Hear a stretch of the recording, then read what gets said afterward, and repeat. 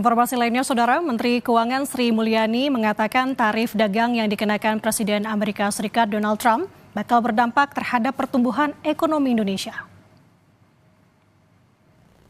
Dalam rapat kerja dengan Komite 4 DPD RI, Sri Mulyani menyebut efek tarif Trump bakal mempengaruhi pertumbuhan ekonomi dan proyeksi RAPBN 2026.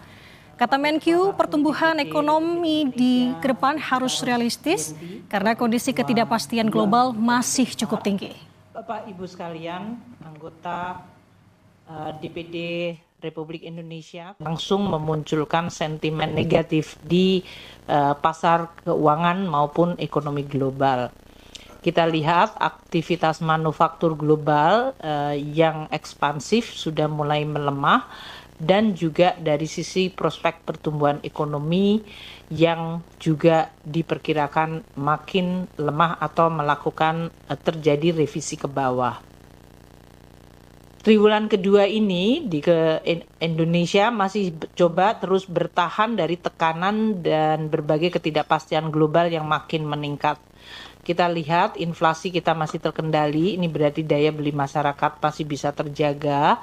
Namun dampak dari ketidakpastian global mulai terlihat di manufaktur sektor yang masuk kepada zona kontraktif. Bulan April, Mei, Juni semuanya di bawah 50, yaitu 46,7, 47,4, dan 46,9. Mayoritas banyak negara yang diobservasi juga mengalami PMI-nya negatif. Meskipun demikian, neraca perdagangan kita masih relatif resilient, yaitu 24,6 billion US dollar surplus dari neraca perdagangan. Meski diancam tambahan tarif impor 10%, Indonesia tetap konsisten akan menjadi anggota kelompok BRICS. Menurut Menteri Sekretaris Negara Prasetyo Hadi, pemerintah saat ini masih bernegosiasi dengan perwakilan Amerika Serikat melalui Menko Perekonomian Erlangga Hartarto.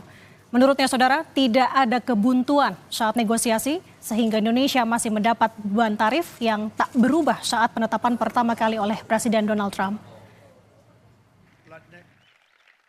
Melanjutkan upaya untuk bernegosiasi dengan pemerintah Amerika Serikat kan, berdasarkan apa yang disampaikan Presiden Trump. Di situ kan beliau memberi tenggat waktu sampai 1 Agustus. Nah, di jeda waktu ini tadi malam kami berkoordinasi juga dengan Menko Ekonomi ya, untuk kemudian melanjutkan kembali proses negosiasi. Di situ kan dibuka beberapa ruang juga. Gitu. Kalau kaitannya dengan rencana pengenaan kembali tarif 10% bagi anggota BRICS, kami merasa ya itu bagian dari keputusan kita kalau kita bergabung dengan BRICS yang kemudian itu ada konsekuensi, ya mau tidak mau harus kita hadapi kan. Akhirnya kan 32